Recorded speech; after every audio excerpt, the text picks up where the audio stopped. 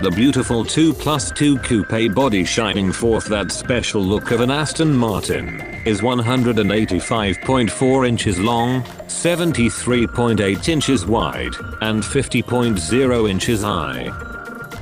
By utilizing the Aston Martin's new generation aluminum VH platform chassis carried over from the Vanquish, the vehicle was made lighter using many aluminum and lightweight materials for the outer panels while increasing body rigidity.